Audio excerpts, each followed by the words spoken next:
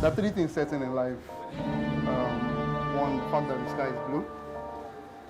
Two, Tokwe will always be proud. And three, there will always be goals in the North London Derby. Welcome to another TSL Monday. It's great to be here. And we're here to review the best action from the past week. Home of TSL, as you know, is a community just trying to embody the lifestyle, banter, and personality of all TSL fans worldwide. And I'm here with two of the best. About the man on my left, you know, when you make a debut, for example, David Raya against for Arsenal, you just can't go back to your. Did I call him for meets now? Well, I'll call him for meets. What's up, man? I'm good. How you guys doing? It's great to have you here again. Brilliant episode last time. Yeah, last time was really good. Glad to be back. All right, on my right, making his debut today is David. David, how you doing? I'm good. I'm fine. You got fan love already. It's not for our man making his debut. My first time here, so hope it goes well. Before we go into the action, we must give respect to whom respect is due. And I mean, from last week, what we're going to be doing is we're going to be having, this conversation is not going to end with just three of us. We're going to be going into the crowd and just discussing basically about all that happened. And in that fate, we'll start off with Formula One. Max Verstappen has done it again. And at this point, I don't know, do any of you watch Formula One? Nah. Yeah, in bits and pieces. Yeah. Bro, like what has he done to fit that skill? It was Lewis Hamilton, that was the household name before, but now it's just Max Verstappen. Okay, so there's plenty to talk about the cars they're driving and they're only as good as the car. But then again, Mercedes have had the advantage in years past, so I think it's just the number one constructor in number two. Verstappen has always been a good driver, so he has finished run-up a couple of times as well. So it's only normal that age will probably catch up with Hamilton and next in line as well. So you believe that's always been the next in line? Well, it was run up for I think consecutive seasons, so it's just natural progression. Brilliantly said. But let's go to the Formula One expert, Samuel Ijume. What's up, man? How you doing? Talk to us about the Formula One race. How did Max Verstappen win that race? How did he dominate throughout the whole season? I think only the last race where Carlos Sainz won. How did he do it? How did he do it? This happened 13th victory in succession. Out of 23 rounds, he has clinched on to 16 victories so far.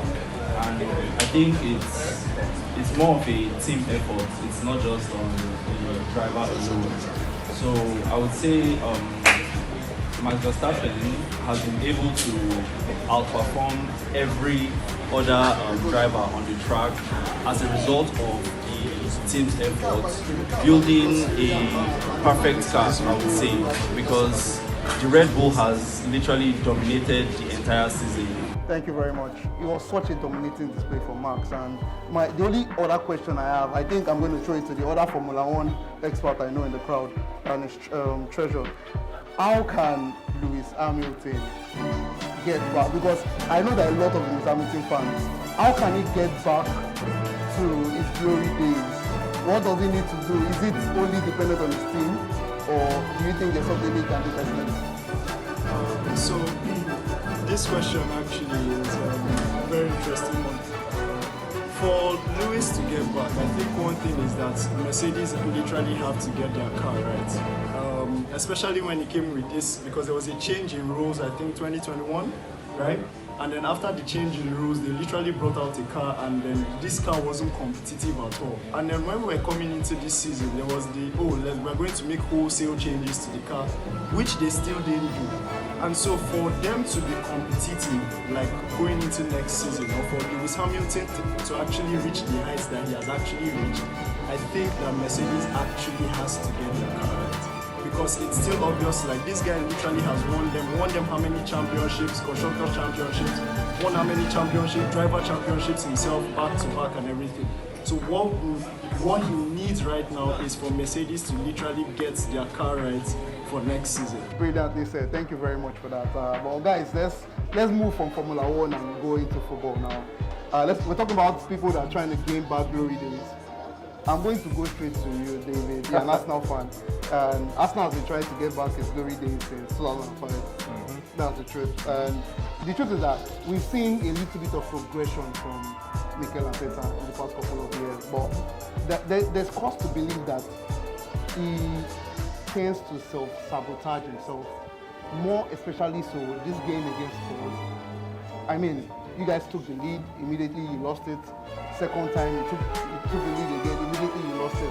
And a lot of people tend to, I'm not one to blame one player alone, but a lot of people tend to put it on that substitution. Yes. Was there a need to, there's talk about rivalries. I mean, was there a way you could have stopped it to stop those quick fire? Yeah, so the mistake by Jorginho, right?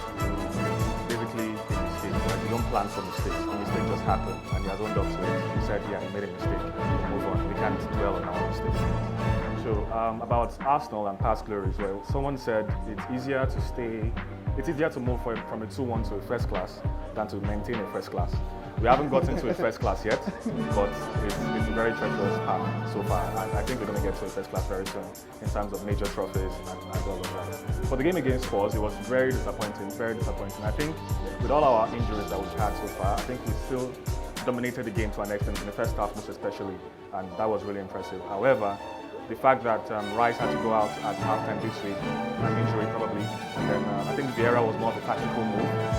I think that's really watered down our midfield. We became less of a threat. Bissouma and Sarr kept on running rings around Jorginho and the rest. And Jorginho looks really, really slow sometimes. In fact, it seems Mohamed Saka has more pace than Jorginho at times. His best days are well behind him. And I really hope he makes up for the mistakes he made against Spurs on the weekend. So with our injuries that we've had, I think if Trossard started that game, we would have had more of a threat going forward.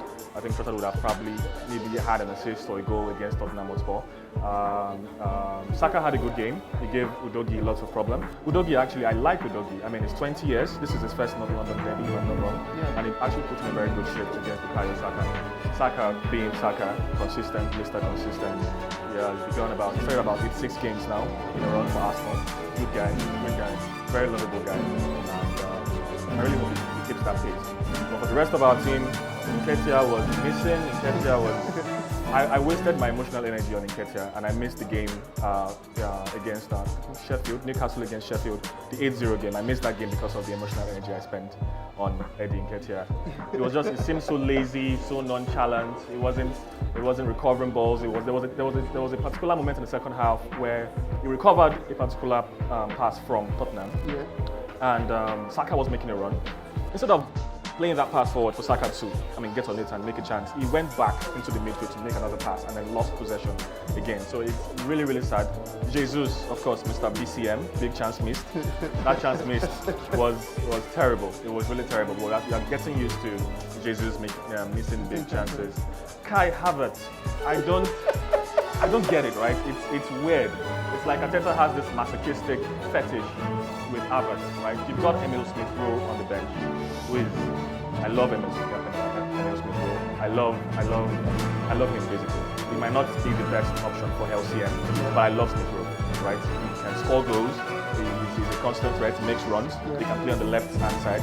He has played there before last season, 2 seasons ago. Why not start him there? He's our number 10 for crying out loud. Why put faith in Havertz, who I think is not an actual upgrade on Xhaka? It's a theoretical upgrade, which has not come to fruition, right? And you keep on playing Havertz, and then I see some Arsenal fans trying to entertain mediocrity, saying that he's winning duels. What does that even mean? We are title contenders.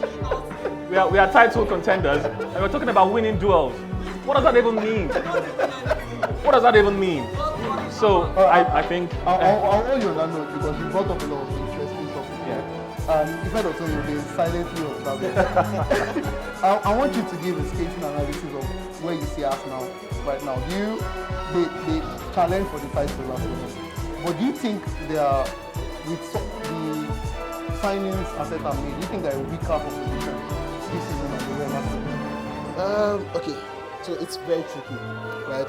I like to think that you're only as good as what you can put out on the field. I feel like if Arsenal had a better chance with Partey playing on Sunday, maybe they can maybe Martinelli stretching the play instead of this was trying to sneak into during the game. But I feel like the players that are available kind of changed the system to a large extent. So that's probably out of what's available. Okay. I feel like if the squad is full, they would have done better than what they had on Sunday. But all in all, in terms of the squad strength and all of that, we're talking. I was talking with my friends, I think 2 weeks ago, and we looked at all Arsenal games so far before the Spurs game. Yeah. So Arsenal won all their games narrowly, right? So first game 2-1 against Forest. I mean they're 2-0 up, but Forest not back into the game. The next one was Palace, 1-0 red card.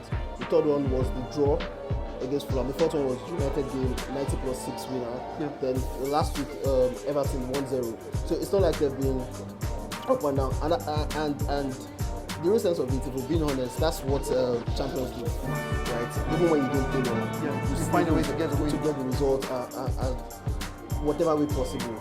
So I think they'll be disappointed in the game against Spurs. I think Spurs were very, very good on the day. Maybe it's because I did not have the best expectations for them, but I think that they managed to do a very, very good. Going to the Emirates is not easy, brother. Going to the Emirates to play this Arsenal team is not easy. Their intensity is insane, right? So if you match them, and Arsenal did not make Spurs play another type of football. Spurs played their type of football for 90 minutes. So I think Spurs did a very, very good. There are a lot of players in Spurs team that should be proud of themselves at full time. So I think it was a very good game for the neutrals, because I was a neutral. I had no hustle. I think it was a very good game. And if we can see more games like that, I mean, everybody will love football.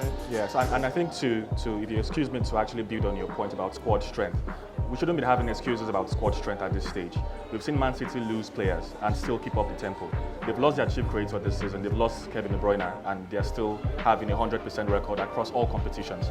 So that should not be an excuse for a title contending team. But look at it from this angle, right? If you lose option A and option B comes in, obviously it's a drop in quality, but it's not so far because it's A and B. Now if you lose option A, you lose option B, and you go to option C, then Still.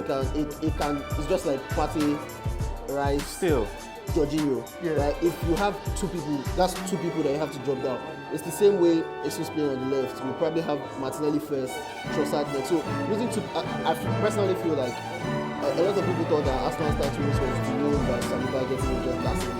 I felt that it wasn't just Saliba, it was the fact that Saliba and Tomiyasu were out at the same time. So it was more of option 1, option 2. So you have to fit in. It's almost like the United game at Emirates where Maguire and Evans had to finish the game. You have to go further than your pecking order just to finish the game. So in as much as you have a solid point, if you're a title contender, you have to put up the best thing possible. I also feel that by the time you get further than your pecking order, it's the type of quality that But Pep had Bernardo Silva playing left back last season. Are you really comparing the system? If you want to be like Pep, if you want to be like Man City and you want to win the title, then you have to keep up those performances. Yeah, but even when it you've will lost take players. time. It will take time. We are 7 years ahead. Right, say so. So I guess the main question that I would take to the crowd now is, does Arsenal have a striking problem? Let me ask both of you. They have a striking problem. In Nketiah, Jesus, do you think they are above average or they are just basically mediocre strikers? Yeah, so I think, we have a striking problem. Jesus has been consistent with his inconsistency, right? So you have, how can BCM be your most standout start as a striker? That's a big problem. We had someone like Divock Origi in Liverpool being benched, but whenever he came on, we saw that he wasn't having big chances missed, and he was still on the bench. So that's what a title contending team should be doing. Not Jesus. If Jesus was in Liverpool during that 18, 19, 20 era, most likely he would be on the bench as well. Because we had Firmino who was lethal in front of goal. We had Divock Origi who scored for fun when he actually needs to score. And then we had Gabriel Jesus who nicked up the ball away from Maddison and it was 5 yards away from goal and he blasted it. I'm sorry. I was walking this morning towards Marina Tinobus when I fell to my knees. I was like, how could you? How could you? So I don't want to get used to Jesus. I think we should get another striker in January. I think Ivan Toney is an option right now. I think he'll do much better than Jesus in some areas. All right. Let me get the mic to Tommy at the moment. And Tommy is another Arsenal fan. I'm going to ask you a direct question. You have spoken about Gabriel Jesus. I'm going to ask you, and I want you to give me a simple answer, a yes or no answer. Then you give me your explanation why. Is Eddie Nketiah a good striker? Yes or no? Sorry, we didn't hear that. It's not good. I'll give you my explanation. Calm down. I tell people that there are players called squad fillers. Educator is a decent squad filler. He should not get a run of games in the squad. He's just there for 10 minutes. we want to play overload. Because he has scrapped a lot of goals for us in the past. Fulham last season, he scores a lot of those, Norwich his debut. He's a scrapper. Literally, he can against Man U, he can steal stuff. But he's not a player that you keep playing every day. And if not because of Trossard and Martinelli's injuries that came together, he should not be starting that kind of game. If we're chasing the game and we're looking for a goal, you bring him in and something can happen. So people always make that mistake. You cannot have 25 world-class players. You can't have 15. If you have 15, that means you have a lot of money. But you have players that can come in to do a job, and Nikita does that. But when he now starts playing a lot, that's when you start realizing that he's not that type of player. And he's a player happy to sit down on the bench. So he's not even causing problems with the team. He's happy to sit on the bench and contribute his quota. So it's easy to pin it on him. Like that is one, but he knows his role. His job was not to be starting a not London derby, to be honest. So you can't really. For me, I don't think he's a good player. He's a decent squad bench player. That's what he is, and he will not be more than that, and it's fine. Thank you very much, Tony. Let me take one more from SK, who is returning after a very long time. Let's talk about Gabriel Jesus. Let's talk about Gabriel Jesus, and there are things he does on the ball that will make you say this guy can be playable. But missing chances like that is unacceptable. So where do you rate Gabriel Jesus as a striker? So Gabriel Jesus said something after that game, and he said, "I bring chaos to the field of play. And I'm a street footballer. But what is synonymous with street football and organized football is that the confusion that is seen on street football, you don't bring it into organized football." Yes, definitely. And that same thing resonates with how Gabriel Jesus plays. So it's very clear. If you have high hopes and expectations on how you are expecting Gabriel Jesus to give you 30 goals this season, my brother, you are on your own. You are on your lower. You get? Yeah. So don't expect Gabriel Jesus to be your all and all, your pick, the person you are actually relying all your goals on. So it's good to have a squad that is decent enough. Gabriel Jesus, just like Eddie Getia that Tommy was talking about, as scrap players. The good thing is that they bring versatility to the team. They can play out wide, they can give you different options, but expecting them to be the focal point and producing the goals week in, week out, I don't think they have that quality like an Erling Haaland, a Kylian Mbappe, or the likes of what is the top striker in the world? We are even short of strikers in the modern game. Again is actually winding down his career, and he's still trumping these young guys that are actually leading the front for Arsenal. So I think that's one area Arsenal needs to improve their squad. Thank you very much, SK. You agree with him? So okay, so I like to see things from different angles, right? Okay. I think everybody has a good point in terms of their quality, but if you look at how Arsenal play, right? More often than not, they want to create like sustainable attacks. They want to dwell in the opponent's final third. Okay. Now, if you're in the opponent's final third regularly, it's not just your number 9 that will have chances. I mean, last season, I think Martinelli was highest goal scorer with 16. 17 in the league for Arsenal. I think Saka with his quarter to 12, 13, big numbers here as well. I think Trossard had 10, even though some were for Brighton. Now, so if you have Saka, Trossard, Martinelli, Jesus, Nketiah, you don't necessarily need one person to score 30, right? If you play the way you're supposed to play, then chances will fall to different people at different times. I think different people had chances to score against Spurs, and it has been that way in different games, right?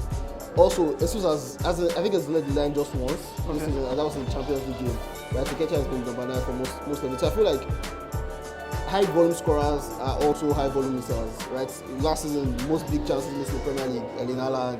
If you go to France, Mbappe. If you go to Italy, it's the people that score the most because they're the ones that have the most chances. But I feel like if they're a lot more consistent in the final third, right, then the big chances missed will not really matter. He mentioned something right about one big chance. In the Champions League game on against West Ham, Haaland missed 5, but scored. Away and out because you keep on getting chances, right? So if your team creates chances consistently, you won't necessarily need to dwell on on one. So you can accommodate people that miss plenty chances by creating a lot of them. So it's since the player is there already, you can't get rid of him. It's there to stay.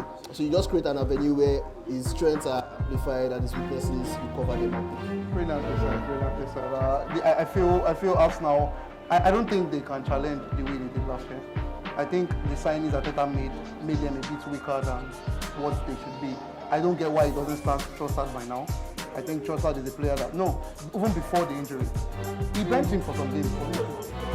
That's my question. Why are we using adverts? Can't Trossard play at LCM? Not, have you played tough games or top games all through? You play Crystal Palace now. You didn't start it now. That's the top game. So then what's the top game? nice. So I have an opinion about it. I just feel like, you know how when managers want to improve their teams, they kind of drop solutions and say, okay, we want this person, we want that person, all of that. Okay. I think it's 7 games this season, right? Yeah. I don't think Arteta will get the board to cover out 65 million for Kai Havertz and refuse to play this early in the season. So I think it's kind of stuck. It's kind of. Do you agree it was a bad decision? Oh, definitely. I think it was a bad decision, and for a number of reasons, right? I feel like number one, Havertz is more of a shadow striker, right? He's not a number 9 and he's not a number 10 because he doesn't score as much as a number 9 and he doesn't create as much as a number 10. So it's what they call the 9.5. Right now, if it was going to fit into the Arsenal system, I probably think he will have gotten his best output playing up front. Right, play the left side. You have to make extra runs. You will always see how last season Martinelli will stretch the play and would need to sneak in between the half spaces. I don't think Havertz does that enough.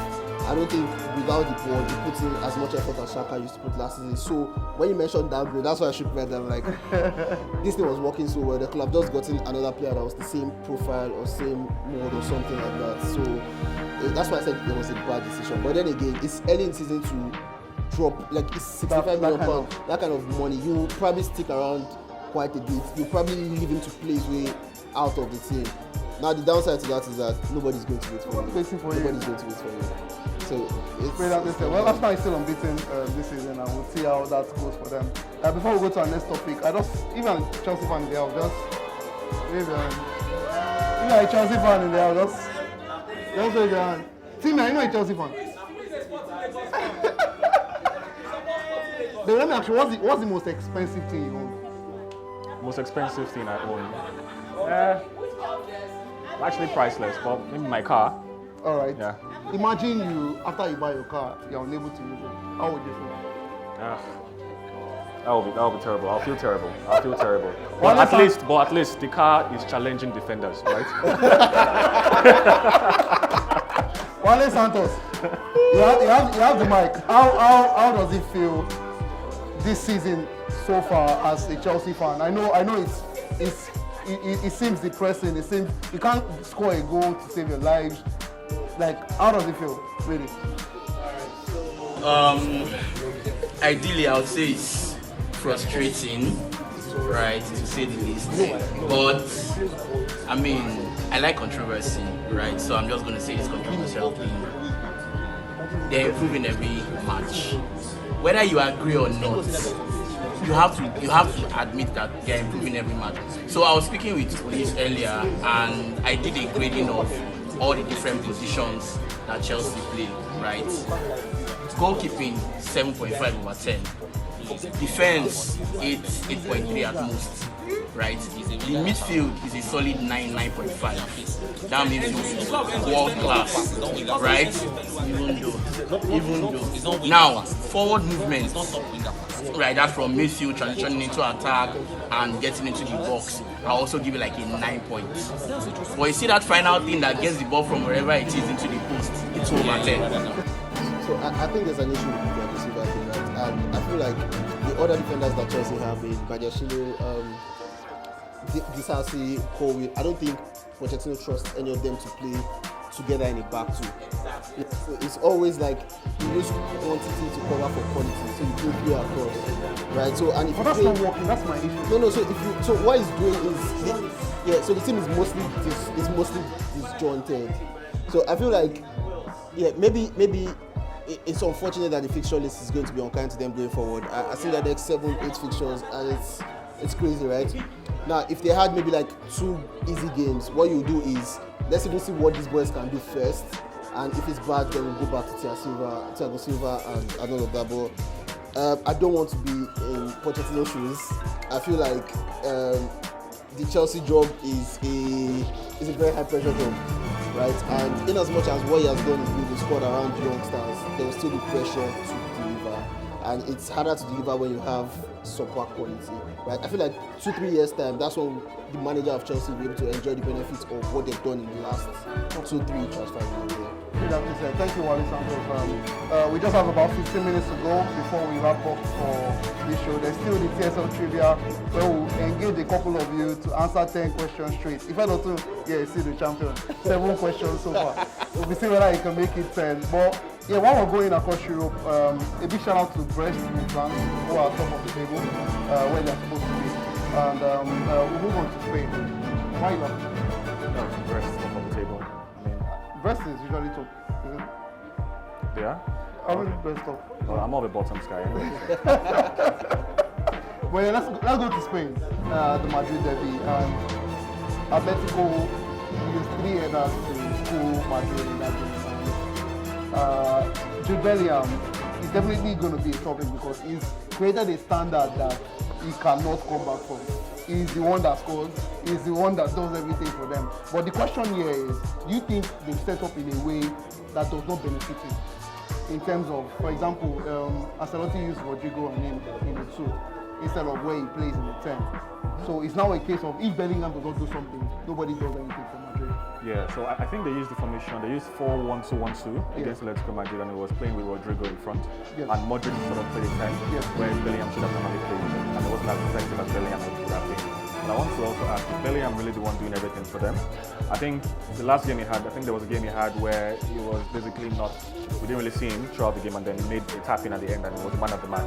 And that was the Champions League game. Yeah, that was the Champions League game. So is it really the one, is it really the focal point? Let me ask you, which player in Real Madrid has had as much impact? Well, when you say impact, that's like the end product, right? Okay, This so is like the end I feel product, like so it's it's just hard going not to to be- say Bellingham. I'm sorry, tell me another player in Real Madrid that's been good enough. Well, I don't want to single out anybody, but I think if they had Vinicius in the team, I think he would have been a lot better against Atletico Madrid. Someone is screaming in the crowd. I'm not sure Yeah, why. the Vinicius hater. He totally is Vinicius. Okay, so- I don't want to hear his name. So, let me just I like Vinicius. I like okay, so I think that eventually Bellingham is going to become a victim of the standards he sets, right? Yeah. Scoring 6 goals in 5 games as a midfielder is simply unsustainable, right? The best will finish the season at some point will go on a drought, right? And it's at that point that people will try to look at other aspects to his game. Now, I feel like when you call the best midfielders of all time, you call players like Pirlo, Xavi, Iniesta, basically central midfielders, right? Yeah. And you look at their strengths. I don't think those are Bellingham's strengths. I feel like Bellingham is an expert at third-man runs, ball carrying, and whatnot. It's more of this modern 8. Bellingham is what? He's me. I feel like it's more of this modern 8, and most of the damage he can do to opposition teams will be in the final third. Now, if he doesn't do that damage in the final third, that's when everybody kind of puts the other aspect of his game under the microscope. Then people will say he didn't have a good game against Berlin, he didn't have a good game against. But then again, if the coach decides to play him in the front two, there's very little they can do about that. I feel like Ancelotti needs to be brave, play 3 attackers and play 3 midfielders, let Bellingham do his job, and not allow media or sensationalism to make people start rating him as a goal scorer. Because he's a lot more than that. You understand? We all watched him at the World Cup for England. I think he played very well at the World Cup for England. What was he doing? He was very, very combative. He was doing well carrying balls. He was making extra runs to support Harry Kane, off knockdowns and all of that, right? We don't want to see tapping 95th minute and say, oh, it's all about goals. I believe that there's a lot more to that player than the goals. So everybody just, some people don't even see the games. They just, Bellingham scored today, Bellingham scored tomorrow. He's one of the best midfielders in the world without paying attention to what makes him tick or not. So that's how I just see the Bellingham situation. Fully agree with you. Fully agree with you. Bellingham is I mean, Monolua in the crowd, he's one person that does not rate Bellingham. He believes that why are you always... Okay, we're allowing you a period. Please, have the mic. Talk to us about Bellingham. The last thing you told me was that he's not good at anything, but he said he's overrated. That's what he said. Do you want to clear that or what? So then what's the issue? So is that enough to say it's I think overrated? he excels at a few things. He doesn't just excel at what you expect From a midfielders to excel at. exactly. Oh no, I'm rating based on as a midfielder. I'm not rating him as a striker, please. I'm not rating him as an AM midfielder. I'm rating him as a CM, which is what he is. So I So that's do why you think Ancelotti is wrong for his Ancelotti is a person that Ancelotti does what works best for him at that point in time, and he thinks that's the best attribute he can use for him to his team that is lacking a lot in the scoring department. So he's using it to the best of his ability. For his growth, it's not great, but yes, for what he wants to do at that point, Ancelotti is doing the right thing for his own team. Show me, you're saying something about. Thank you very much, Mo. You're saying something about. No, so for me, I think Ancelotti is playing him as he did with Valverde, and there are two sides of this thing. Either he becomes a 9 or an off 9 and becomes like that, or he becomes a Loftus-Cheek. Now the thing, the Loftus-Cheek analogy is when you see an attacking 10 or whatever it is that is not really a creative specialist or is not as technical as should be. Yeah. They either turn them to workhorses backwards or turn them to goal scorers up front. Same thing that's happening to Conor Gallagher. Same thing, exact same thing. Is either he becomes a workhorse defensively or he becomes top teams will not play you, and they don't have the time for you to develop. So they will use you as you are and hone your skills in what you are. And when they are tired of using you, they will drop you off. So I don't know if Bellingham can evolve, but the way Ancelotti is using him now, I don't think it's the best. It's good for the team now, but for his growth, I don't think it's good enough. Because over time, people will now start asking, what is he? Is he a 9? Is he an 8? Is he a 10? He will now become like Havertz. Are you surprised? No, I'm trying to say, are there not players that actually did not that had the same issue but still excel? No, the question is Rooney. No, the question is Rooney is one of the most technical players that's lived. Okay, so because you lack that technicality. Rooney was technical from scratch. Rooney played as an off 9 from scratch. Like that, he was from scratch. From 15 years old, he was already like that. Yes, Bellingham's growth part should be similar to Aaron Ramsey. That's the player I think he might if he does well, and he might, because of his physicality, he might be better than Aaron Ramsey if his part goes well for him. Because that third man run, little shot to here and there, little shot to here and there. But for a midfield general that people tout him to be, there are about 4 midfielders in Madrid that are better than him technically. Tony, Camavinga, Tchouaméni, Modric, even Valverde is slightly more technically, but they are all older. They are all well older. So let's see if he can morph into something else. But for now, I'm worried of the way he's being played. Well, an easy way for Madrid, man, is just to get strikers, get 4 players. Right, you have 5 midfielders alongside Bellingham that we've spoken about, making 6, right? Yeah. Now, what he's trying to do is, because all of them are good quality, they want to fit in as many on the field at the same time. If they have top quality forwards, right? Say, for example, Benzema did not leave the club and they managed to get in Mbappe. Yeah. Eventually, you have to drop some of those midfielders because you have to play Vinicius, you have to play Benzema, you have to play Mbappe, right? So you have to fit in the best. And what he's just doing is, you know what, you guys should just get out there and do a job. I feel like they need to go into the transfer window, if possible in January, and get a number 9 first, right? So that way Bellingham can do what Bellingham is supposed to do. Yeah, it's that simple for me. Brilliantly said. Well, Barcelona is the one running things in La Liga. I understand. Joao Cancelo, Joao Felix, brilliant signings. Yes, Joao Cancelo. Well, it's Cancelo. So I think he had some defensive howlers in the first half, and he made up for it by the assist and the goal in the last minutes. The one to Lewandowski, and the one he scored himself, where he made a wonderful run and a very brilliant finish. So Joao Cancelo just being Cancelo, right? Not so solid defensively, but going forward is a monster. And yeah, so that's that. Brilliantly said. We have 10 minutes before we start the TSL trivia, and we just have 2 more topics to go. And one, we need to talk about Napoli. I think they're one of the teams that kind of self-destructed themselves with some of the signings they made. They've not looked as good as they did last season. And you'd expect that. Did they really self-destruct? What do you feel? Okay, so the first step backward for them was Spalletti actually resigned. It wasn't sacked. So it's not a self-destruct, but it is circumstances happened to them. Okay. Right. I don't think they did the best.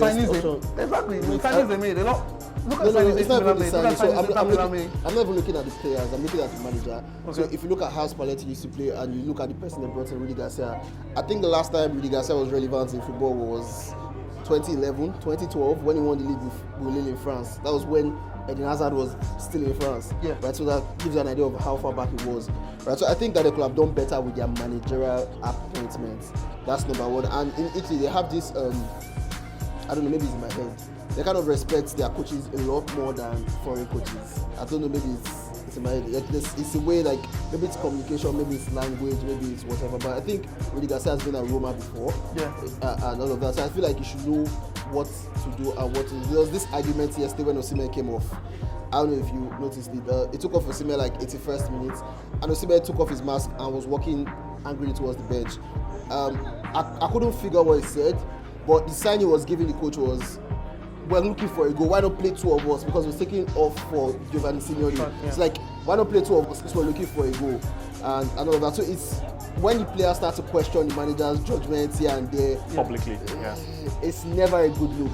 So I think it's just it's a communication barrier. The players have simply failed to adapt to the new manager. So it's not I mean, ultimately, what will solve this problem is Rudy Garcia will go at some point because Inter Milan is going to leave them behind the way they 7 started points season. behind Do you currently. understand? Yeah. And they So I have feel two like ultimately crazy that's games. what's going to happen. But I just think that it was mostly circumstances. I don't think it's.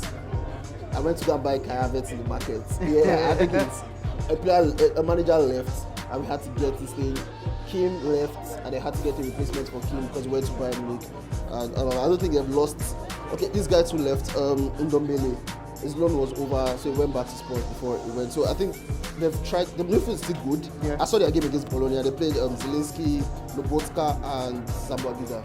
And that's still a very decent midfield. And they managed to dominate that match. They're just unfortunate in front of them. They missed the penalty, Osimhen hits the post, and all of that. So I think if you're playing well and you're not getting results, you might think that there's light at the end of the tunnel. So I feel like eventually they'll probably get it right. Brilliantly said. Thank you very much. How are you, sir? Well, to add to what you just said, like you said, the Spalletti handed over a poison chalice to Rudy Garcia, so it wasn't really a very good handover. We know the circumstances with which he left last season, and it wasn't so nice. So going into this season, the players haven't really gotten their confidence. We have Sambuagiza, like you said, not really still up to his normal Sambuagiza standards. Osimhen still not back to his best. He missed penalty, which was like 2 or 3 yards off target. It was really bad. Napolitano, I believe, too, is also not doing so well so far. Elmas off the bench, still not threatening as it was last season. They have Di Lorenzo, who is actually putting in a good shift, but still, the end product is still lacking. Yeah. So I believe they will grow into it. They have 2 tough games coming up against Udinese and Lecce, who are high flyers at the moment, and it's going to be really tough for them. They have 2 wins out of 5 so far, and the next 2 matches will tell a lot about how their season will go. But I You're really hope it forgetting goes well. there's a game in between the Udinese and Lecce game. Remind me what that game. Real Madrid. Oh my god! Oh my god! So they have a very big chance there. So Yeah. that's a very big one. If they win that game, their confidence is going to, come back. But if they lose, back to a very dark place for them. Brilliantly said. Thank you very much, David. Thank you very much, Ifedoto.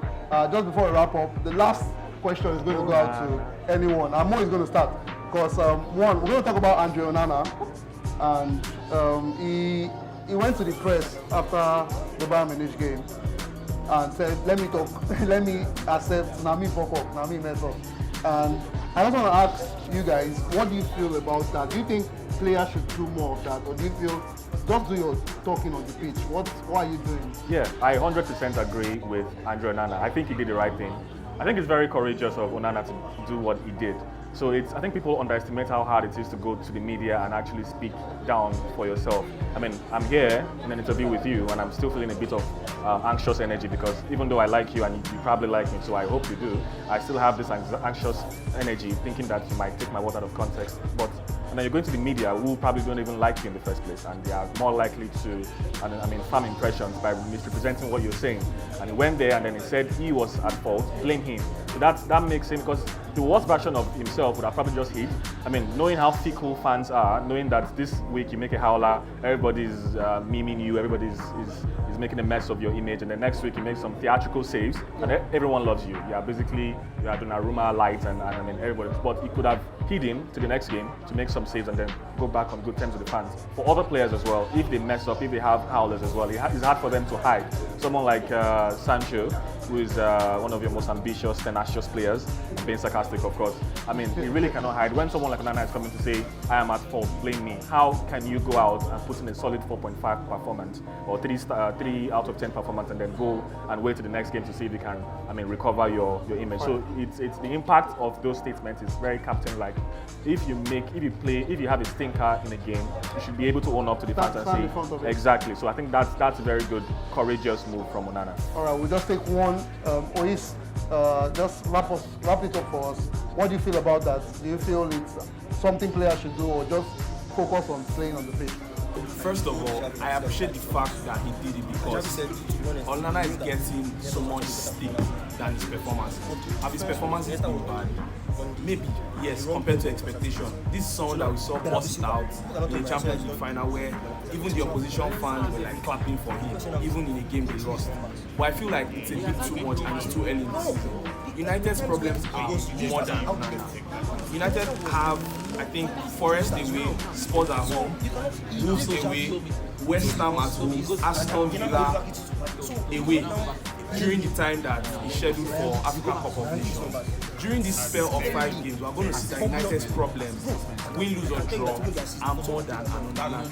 The Onana that was brought to, sorry to say, play out from the bar, play short passes from goal and so on and so forth.